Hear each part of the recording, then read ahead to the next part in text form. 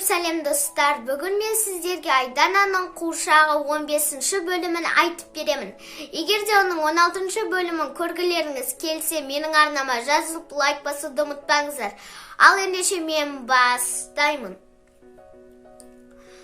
Әкесі 10 жыл ғажайып география деген телеканал жүргізеді.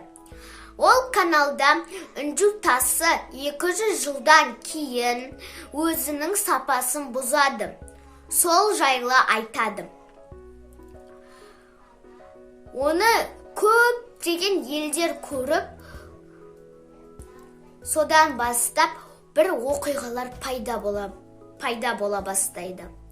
Бірінші оқиға, бір бикеш сол каналды көріп, өзінің алқасында бір не бар? Үнжу тасы бар екен. Сөйтіп ол бөлмесіне кіріп, есікті жауып қарайды. Бірақ түк көрмейді. Сөйтіп лупамен қарайды. Сол кезде бір сызық тұр екен.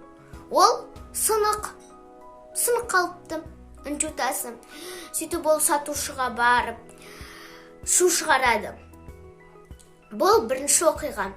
Екінші оқиға, бір еркек қыз сол ғажайып география телеканалын көріп отырып, әкесіне келеді.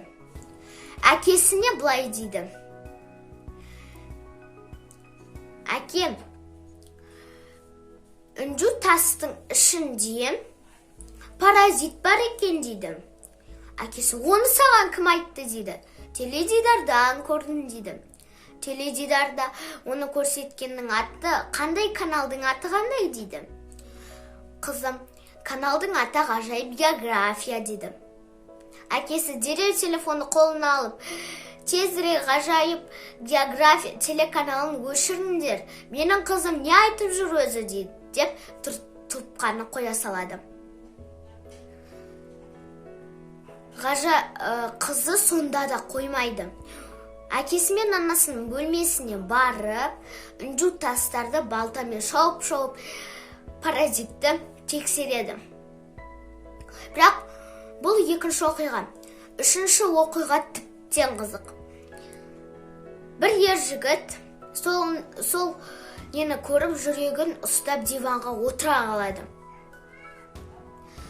Сөйтіп ол әрең қалтасынан дәрісін іздеп ішіп, өз орнына келеді. Сөйтіп ол үйінен шығып, банкке барамыз, көлікті оталдырыңдар дейді. Сөйтіп ол көлікке мінеді. Көлік жүргізушісі: бағана ғана бұл кісі көңілді отырып еді ғой, неге қазір көңілсіз отыр, деп ойлайды. Банкке барғаннан кейін: яшықты ашыңдар дейді. Яшықты ашып, оған кілтті беріп, есікті жауып қалдырады. Ол яшық ақ болғандықтан қорап әппақ. Ол қорапты ашып қалған кезде ақ бас кісі жерге сылқ кетіп құлап түседі. Гүрс еткен дауысты естіген қызметшісі бірден есікті ашып кіріп, адамдарды шақырады. Ол кісі өзі қорапты ашып қараған кезде өзі де таңғалады.